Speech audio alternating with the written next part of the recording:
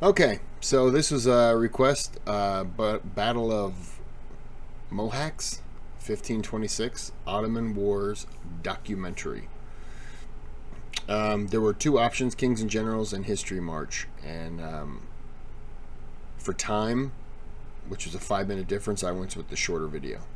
So if I got the wrong one, let me know. And let's just get into it.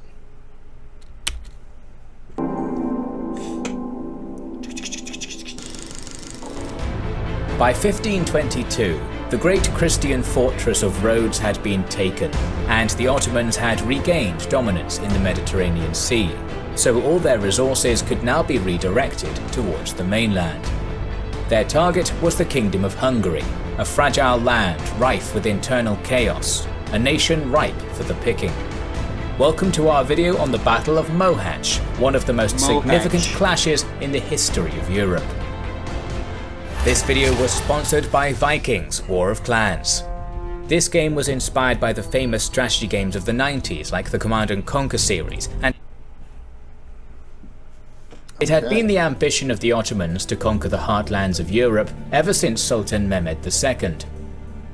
Suleiman I knew that the Kingdom of Hungary was the door that could lead them into the core of Christendom, and with the current political climate in Europe, the Hungarians would receive little to no aid against this pending Turkish invasion.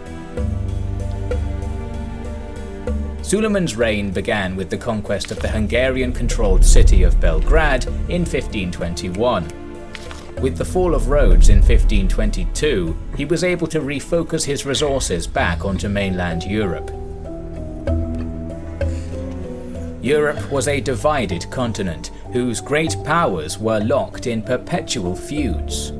Among these were the Kingdom of France and the Holy Roman Empire, ruled by Charles V of the famous Habsburg dynasty. These states were too engaged in a struggle over control of Italy to pay mind to the Muslim Empire at their doorstep. This was something the Ottomans intended to exploit to their advantage.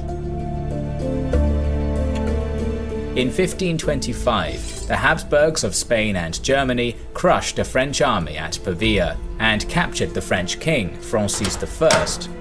Francis was forced to make territorial concessions to the Habsburgs and relinquish his claims to Italy. Out of desperation, France began looking for an ally to aid in their struggle against the Habsburgs. Francis turned to the Ottomans. He implored Suleiman for an alliance and pleaded for him to attack the Habsburgs. This sent shockwaves throughout Europe. Suleiman was delighted at the prospect, for an alliance with France increased his legitimacy as a European emperor and gave him a pretext to carry out an invasion he had planned on leading anyways. In order for the Ottomans to strike at Habsburg territory like the French wished, they would need to first go through Hungary. This new alliance gave Suleiman extra incentive to finish what he'd started in 1521, and he began rallying his army for an invasion of the Hungarian kingdom. It is here we should turn back the clock a bit to explain the state of Hungary leading up to the Ottoman invasion. Since 1490, the country had been stuck in a downward spiral. King Vladislaus II was an ineffective king who sought to placate his nobility by selling almost all his royal estates to them, but succeeded only in empowering the Hungarian magnates to take advantage of his weakness. Centralized power declined, and the standing army of Hungary was disbanded by the lords, eager to increase their own profits. Things only became worse in 1514, when a man-at-arms named György Dózsa formed a peasant crusade of 40,000 farmers, originally intended to attack the Ottomans. During harvest season, the Hungarian nobles tried to force the peasants to return to their homes, and harassed their families to coerce them to do so. All that accomplished was to incite the peasants into full-scale revolt, resulting in a war that would ravage all Hungary. The rebellion was brutally put down by the voivode of Transylvania, John Zapoya, and over 70,000 peasants would be captured and tortured in the aftermath. Jeez. The young king, Louis II, ascended to the Hungarian throne in 1516, and over time realized the threat the Ottomans posed to his realm's existence. His pleas for unity fell upon deaf ears, for the peasants, lords, and royal house of Hungary all had enmity for one another. The land was divided and vulnerable. On the 23rd of April, 1526, Sultan Suleiman I left Constantinople at the head of a massive army, accompanied by his most trusted vizier, Ibrahim Pasha. Varying sources put the total numbers of this force between 50,000 to 100,000. It was made up of labourers, cavalry, and elite janissaries, alongside 300 cannon. The Ottomans embarked upon an 80-day march up the Balkans, during which torrential rains flooded the Danube River, making maintenance of supply lines difficult. Nevertheless, through the iron discipline of the vizier Ibrahim, the Ottomans reached Belgrade. From Belgrade, Suleiman sent Ibrahim ahead to capture the fortress of Petrovaradin. Ottoman sappers detonated mines beneath the walls, and the Janissaries charged in, taking the fortress while losing only 25 men. The bulk of the Ottoman army joined the strike force and moved on. Suleiman knew that the best place for the Hungarians to make a stand was the mouth of the river Drava below the town of Osijek, and so he diverted his army towards it. The town of Eok fell on August 8th with little resistance. When Suleiman and his army arrived where the Drava met the Danube, he expected to come face to face with a huge Hungarian host, but instead was surprised to find that no enemy was there. King Louis II had mustered an army of around 25,000 men in the town of Dolna. It was made up of Hungarians, Croatians and Bohemians, with a corps of men-at-arms and armoured knights.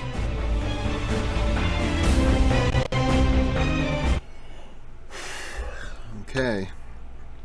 25,000 to 50 to 100,000. 25,000 do not have good odds. It's 1 against 2 or 1 against 4. Could be 1 against 3. It's not going to be a fun battle.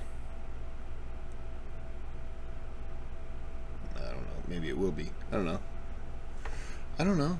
I'm just guessing. I can't do anything right now. So, I'm just talking. I'm wasting time. Look at me. Don't look at the commercial. Look at me. I'm talking. Okay, back to the video. Watch the video now. Much like Suleiman, King Louis knew the importance of the mouth of the river Drava, and ordered his deputy, Stefan Báthory, to lead a vanguard there and defend it at all costs.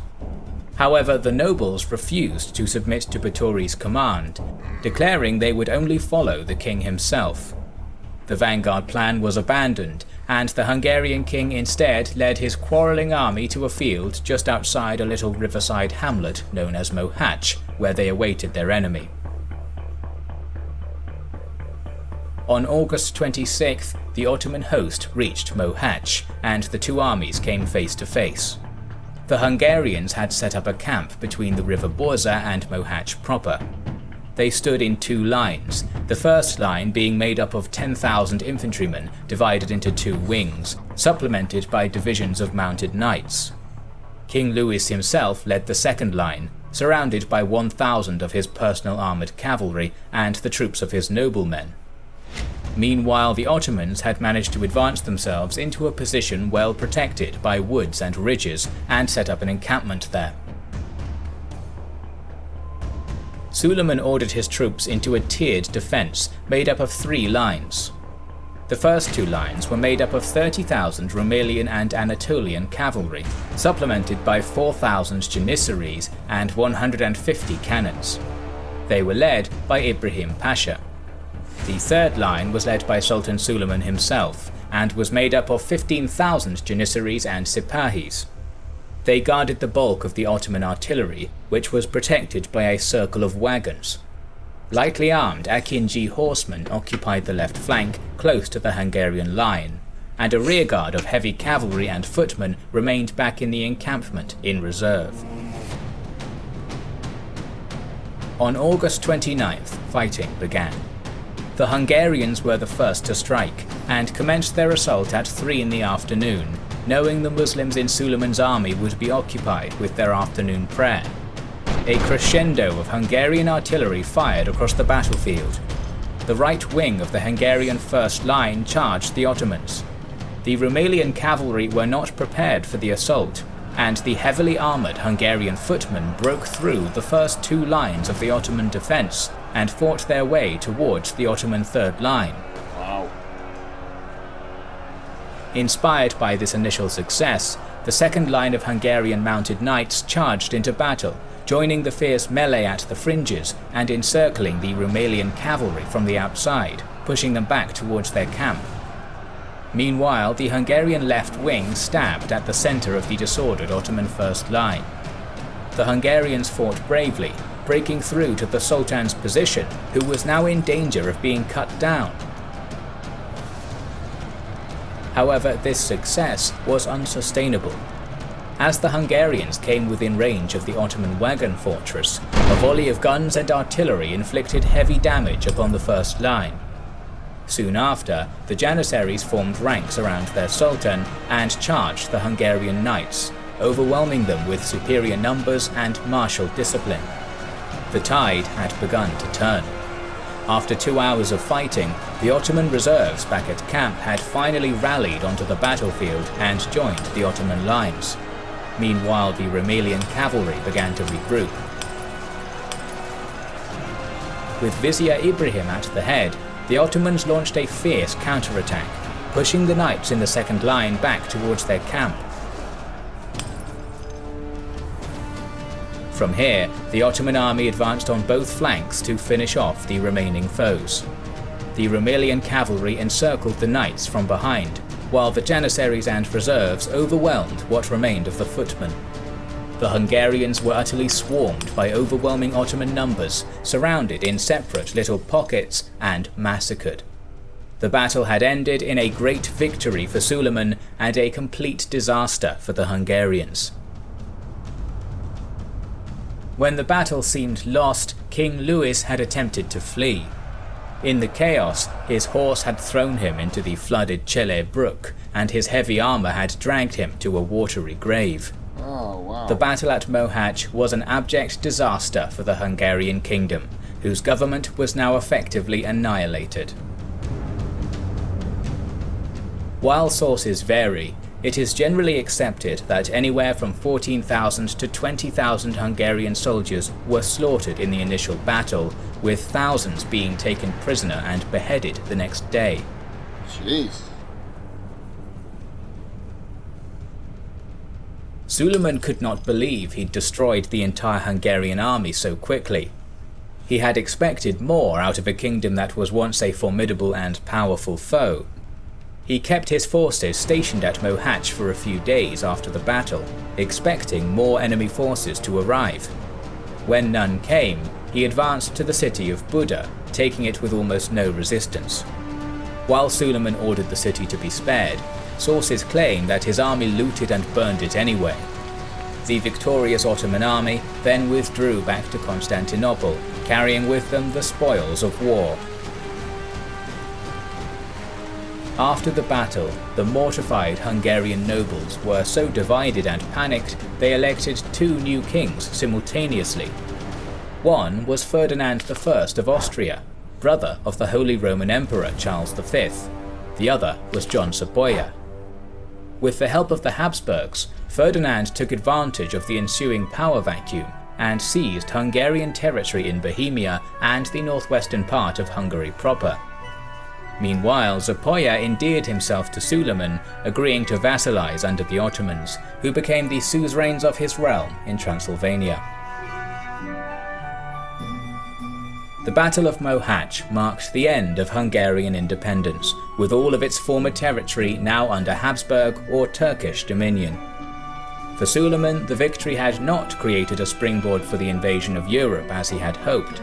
but instead formed a borderland between the Ottomans and the Holy Roman Empire that set the stage for centuries of Habsburg-Ottoman warfare.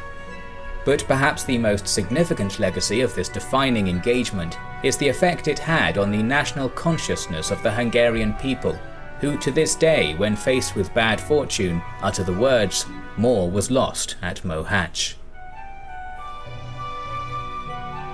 We have recorded a podcast on the early structure and administration of... I didn't know anything about this battle, so it was very interesting. I called it Mohacs, and they called it Mohacs. Either way. I mean, well, I shouldn't say either way. They said it correctly. I clearly didn't. Interesting.